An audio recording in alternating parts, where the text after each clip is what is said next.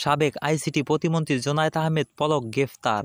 আজ মঙ্গলবার হযরত শাহজালাল আন্তর্জাতিক বিমানবন্দর থেকে আটক করে আইনশৃঙ্খলা বাহিনী। আজ দুপুরের দিকে তিনি ভারতের রাজধানী নয়াদিল্লিতে পালানোর উদ্দেশ্যে রওনা দেয়, এমন সূত্র জানা গেছে হযরত শাহজালাল আন্তর্জাতিক বিমানবন্দরের নিরাপত্তাকারী কর্মকর্তাদের কাছ থেকে। তারা বলে, হযরত শাহজালাল আন্তর্জাতিক বিমানবন্দরে তিনি দুপুরের দিকে আসার পরে তাকে ভিআইপি রুমে রেখে দেওয়া হয়। তারপরে আইনশৃঙ্খলা বাহিনীকে তিনি গোপন সংবাদের ভিত্তিতে তাকে জোনায়েদ আহমেদ পলককে সেখান থেকে গ্রেফতার করা হয়। আইনশৃঙ্খলা বাহিনী অবশেষে তারা কিন্তু জানিয়েছেন তার কিন্তু ভারতের রাজধানী নয়াদিল্লিতে যাওয়ার উদ্দেশ্যে তিনি রওনা দিয়েছে।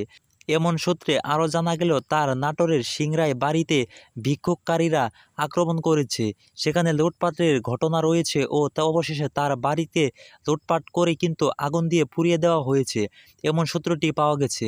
বাংলাদেশের আইনশৃঙ্খলা বাহিনী জানিয়েছেন তার অবশেষ গন্তব্য ছিল ভারতের রাজধানী নয়াদিল্লি। নয়াদিল্লিতে পাড়ি দেওয়ার সময়ই কিন্তু তিনি বাংলাদেশের আইনশৃঙ্খলা বাহিনীর জালে আটকে যায়।